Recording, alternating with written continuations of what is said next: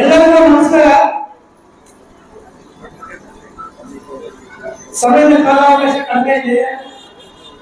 ನಮ್ಮ ಮುಖಂಡರು ಬೇಗ ಮುಗಿಸಿ ಅಂತ ಹೇಳಿದ್ದಾರೆ, ಅದರಿಂದ ದಯವಿಟ್ಟು ಕ್ಷಮಿಸಬೇಕಾಗುತ್ತೆ.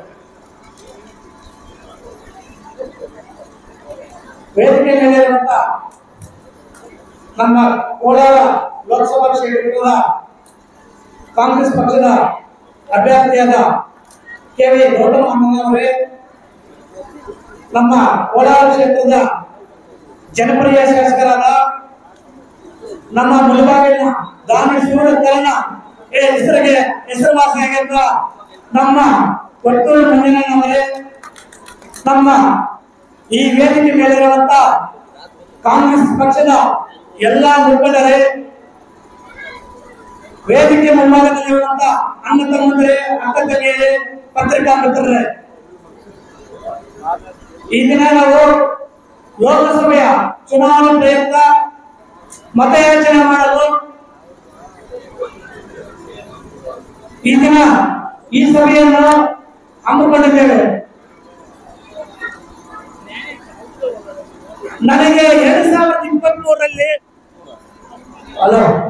2023ರಲ್ಲಿ ಚುನಾವಣೆಯಲ್ಲಿ ಸೋತರೂ ನನಗೇನು ಭಯ ಇಲ್ಲ. ನಿಮ್ಮನ್ನು ನೋಡ್ತಾ ಇದ್ರೆ ಮುಂದಿನ ದಿನಗಳಲ್ಲಿ 81 ದಿವಸ ನಾನು MLA ಆಗ್ತೀನಿ ಅಂತ ನನಗೆ ನಂಬಿಕೆ ಇದೆ.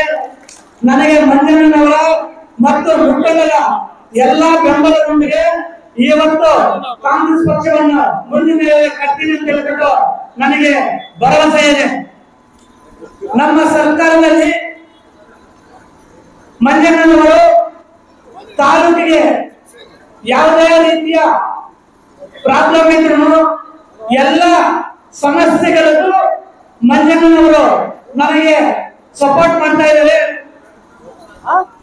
ಅದೇ ರೀತಿ ನಮ್ಮ ಸಚಿವರು ತಮ್ಮ ಅಗತ್ಯಗಳಲ್ಲಿ ಅನ್ನದಾನದಲ್ಲಿ ನಮ್ಮ ಕೆ.ವಿ. ಗೌತಮ್ ಅವರನ್ನು ಹೆಚ್ಚಿನ ಮತಗಳಿಂದ ಗೆಲ್ಲಿಸಿಕೊಳ್ಳಬೇಕಾಗಿ ತಮ್ಮಲ್ಲಿ ಮನಸ್ಸು